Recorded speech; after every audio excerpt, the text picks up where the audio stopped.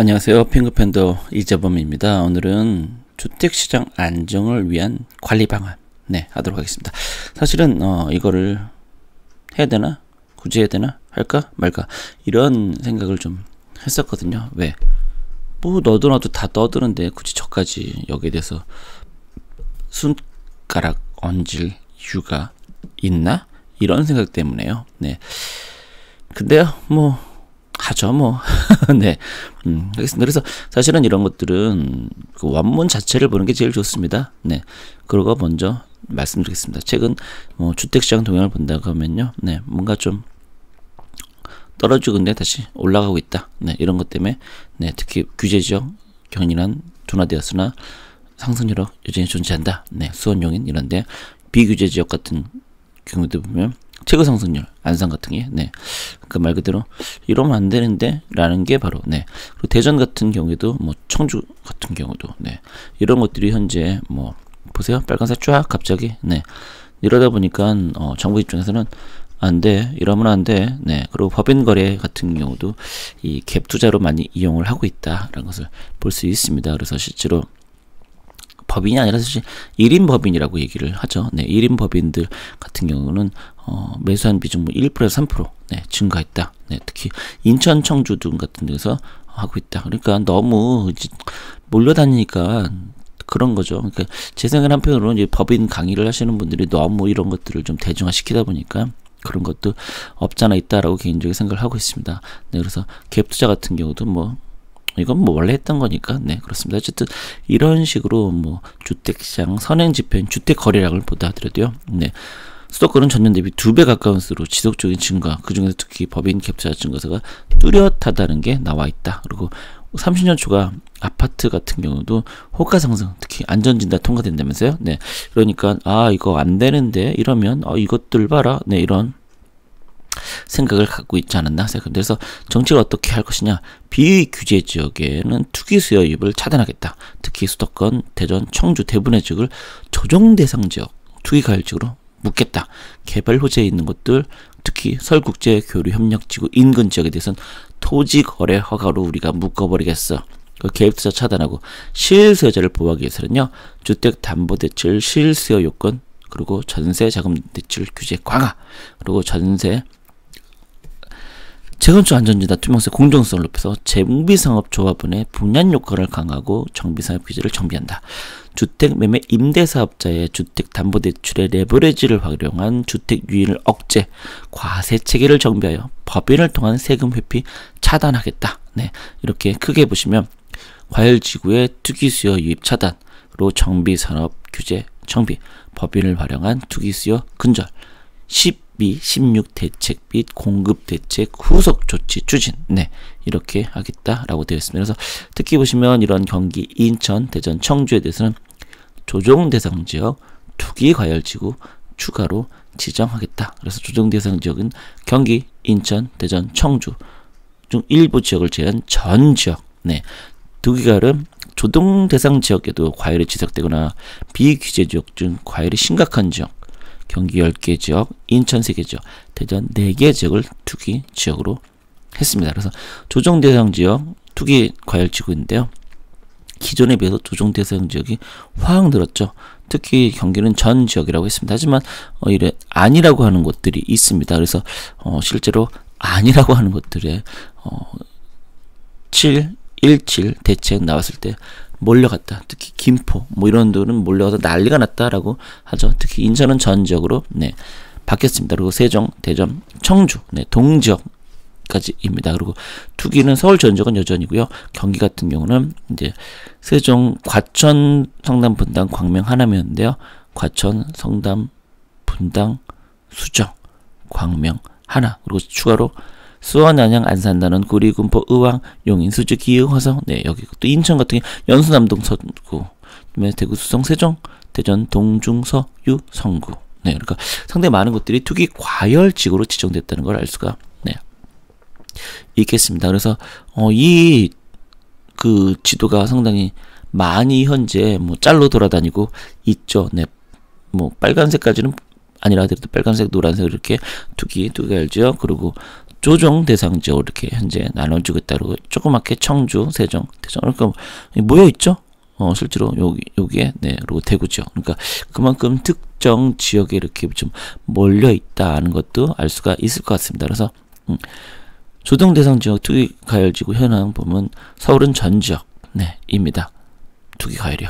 조정 대상 지구. 그러니까 일단은 조정 대상을 선정하고 거기다가 좀 더 핏포인트로 투기 과열 지역까지 하고 있다. 이렇게 보시면 될 것 같습니다. 그래서 그런 다음에 이제 이번 대책 점 조정 대상 지역 투기 과열 지구 주요 지정 효과. 그러니까 어떻게 보면 요게 사실은 가장 사람들이 관심을 많이 받는 거죠. 조정 대상이 지었다 투기 과열 지역. 그래서 조정 대상 지역으로 보면 2주택 이상 보유 세대는 주택 신규 구입을 위한 주담대 금지. 그러니까 2주택 이상이면은 담보대출을 못 받는다. 생각하시면 돼요.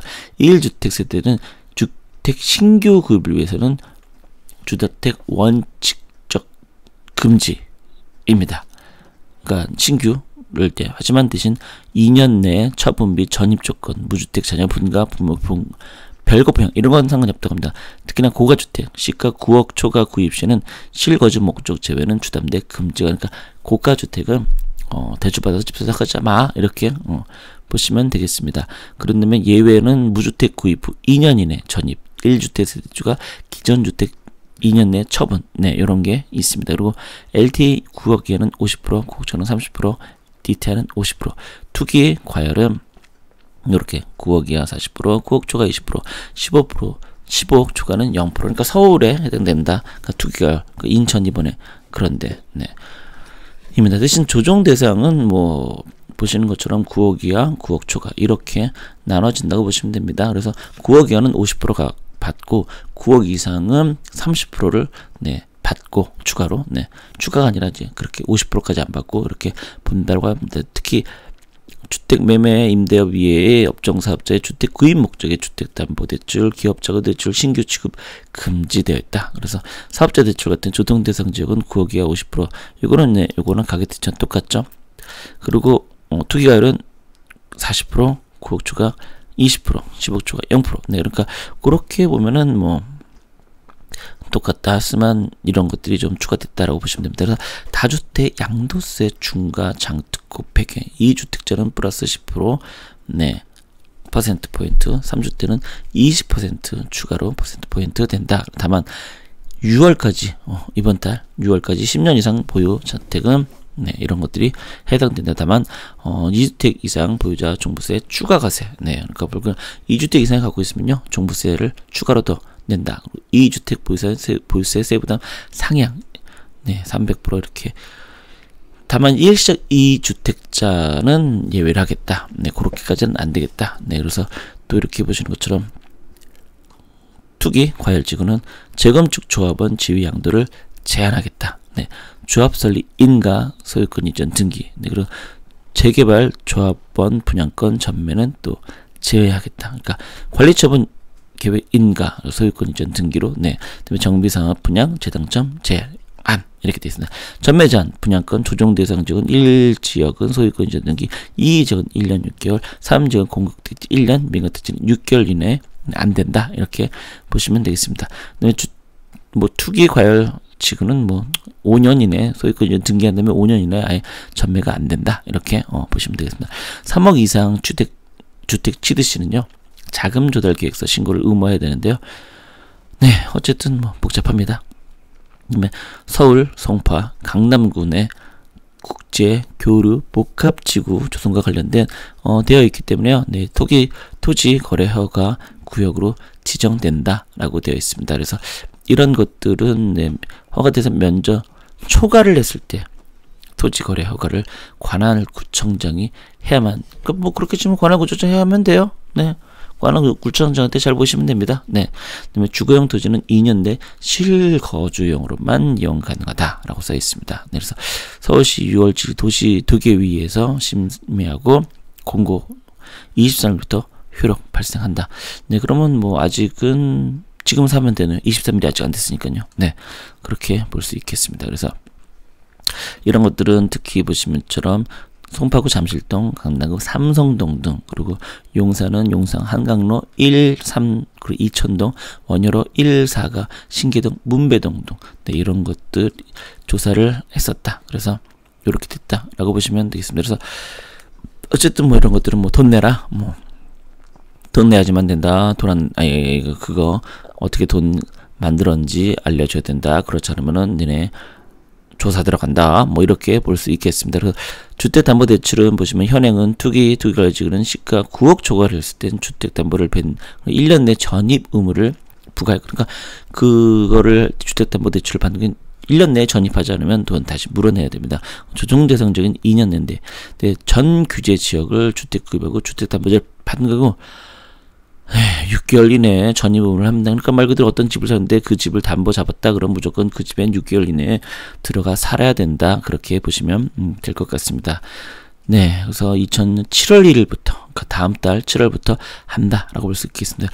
1주택자 같은 경우는 전 규제 지역 내 주택담보대출을 받는 게 6개월 이내 기존 주택 처분, 신규 주택 전입. 그러니까 뭐 아까 그거랑 똑같다라고 볼 수 있겠습니다. 그러니까 말 그대로 어떤 집을 사는데 담보대출을 받아 산다 그러면 그 집에 들어가야만 된다는 거죠. 그러니까 내 돈으로 현금으로 그 집 사면은 안 들어가도 된다는 그런 의미로 보겠습니다. 그래서 보금자리 주택 같은 경우도 보시면 개선은 주택급여를 위한 보금자리를 받으면 3개월 이내 전입. 그러니까 더 싼 네, 그리고 좋은 대출 받았으니까 더 빨리 들어가 이것들아라고 보시면 되겠습니다. 더구나 1년 이상 실거주 하면 네, 대출금 뺏는다라고 합니다.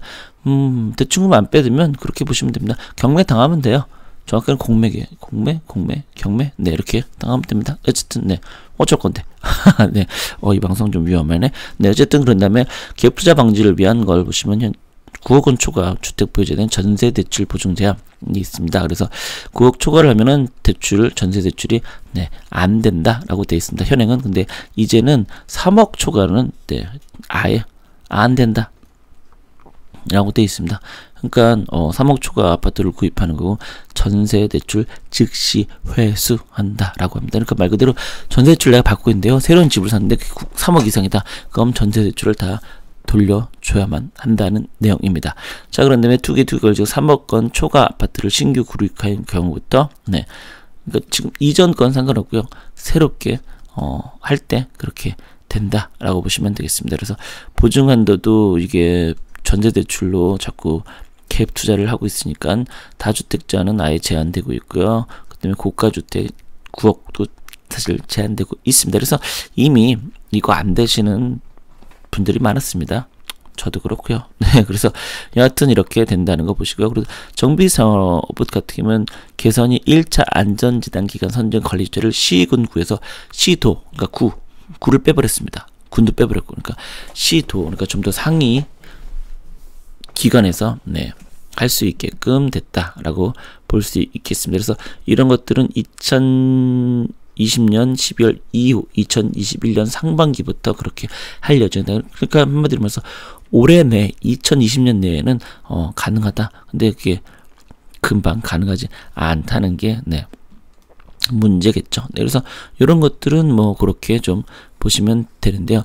거주 요건을 갖춘 사람만 조합원 분양 신청을 허용한다. 그래서 수도권 투기가열 지역 재건축은요, 조합원 분양 신청 시까지 2년 이상 거주한 경우에 분양 신청을 허용합니다. 그러니까 조합원 분양 신청하는 때가 있거든요. 조합 설립한 후에. 그러니까 그때 전에 2년 거주를 하지 않으면 현금 청산을 하겠다. 네, 이렇게 되어 있습니다. 그래서 상당히 힘들고 어려운 시기다라고 볼 수도 있습니다. 그러니까 이미 조합 설립됐으면 말 그대로 조합 분양 신청까지 이미 됐다라고 하면 상관이 없다는 얘기이겠죠. 네, 그래서 적용 시기는 네, 올해 지나서 최초 조합 설립 인가 신청 사업부터, 그러니까 올해 안에 조합 설립을 해야 돼요.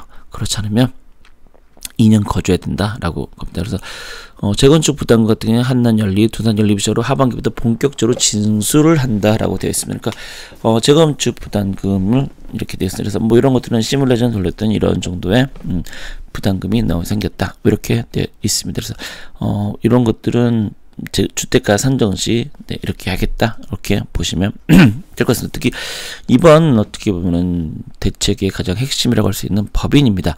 법인 같은 경우 보시면 현행은 주택 이런 것들 할 때 LTV 20% 50% 비규제에서는 규제가 아예 없었습니다. 그런데 주택 매매 임대사업자들의 주담대를 아예 금지를 했습니다. 모든 지역 규제 비규제 다 포함해서 법인 개인사업자 모두 포함해서 그러니까 주담대 자체를 안 해주겠다입니다. 이거는 약간 좀 어떻게 보면 날강도 같은 일이다라고 할 수도 있겠죠. 네, 여하튼 뭐 갭 투자하라 이런 뜻으로 보시면 되겠습니다. 다만 네 어쨌든 네 그래서 법인 보비의 납세자별로 보유주택의 공시가격을 합산하여 종부세를 부과하겠다 이렇게 되는데요. 법인 보유주택에 대한 개인에 대한 세율 중 최고 세율로 네 그러니까 하겠다라고 되어 있습니다. 그러니까 이전과 달리 뭐 세금 때리겠다 이것들아 네 그 내년부터 종합부동산세 부과분부터 적용을 한다라고 되어 있습니다. 법인 보유주택의 종부세 공제를 폐지합니다. 그러니까 지금까지는 6억 원 정도의 그 공제를 해줬었는데요. 네, 1세대 1주택은 9억 원. 근데 다주택자가 법인을 활용하는 거고 종부세 공제 확대 가능. 그래서 3주택 단독 보유에서 공제 6억을 받았습니다. 그래서 법인 2개 설비도 3주택 분산 보유할 때는 공제는 21억, 그래서 개인주택 9억 원, 법인 6억 원 이렇게 뭐 됐었는데 그래서는 법인이 보유한 주택에 대해서는 종부세 공제 자체를 아예 폐지해버렸습니다. 그러니까 공제 없다, 종부세 내, 네, 이 뜻이라고 보시면 됩니다. 그래서 법인이 보유한 8년 장기 임대 주택은 종부세 비과다. 그러니까 8년. 네, 그래서 1세대가 1주택 이상을 보유한 개인의 경우 18년 9월 14일 이후 조정 대상 지역 내 신규로 취득한 뭐 이거 현행이었는데요. 개선은 법인이 2020년 6월 18일 이미 지났죠. 이후 조정 대상 지역 내 8년 장기 임대 등록하는 주택은 종부세 과세. 그러니까 그 전에는 장기 그 했을 때는 안 하는 걸 했었는데 이제는 하겠대요. 네, 돈 내놔 이겁니다. 특히나 보시면 양도세에 대해서 기본이 10에서 20% 그래서 10% 추가 이렇게 했었는데 개선은 법인이 주택 양도를 하면 추가 세율을 20% 인상하고요. 법인이 6월 18일 이후 장기 임대 등록하는 주택도 추가. 그러니까 법인으로 이제 집을 사면 무조건 세금 혜택 같은 거 없이 네 이것들아 네 이렇게 보시면 되겠습니다. 그리고 주택 매매업은 보시면 매매를 주된사로 영입하는 것은요, 체계적으로 관리를 하겠다. 뭐 이렇게 네 되어 있습니다. 근데 법인 거래 조사 강화를 하겠다. 이것도 사실은 사람들이 어떻게 보면 많이 얘기를 하지는 않고 있는데요. 법인 거래에 대해서 특별 조사를 추진하겠다. 그러니까 법인들이 사고 판 거 이거 제대로 된 거 맞아? 뭔가 이상한 거 아니야?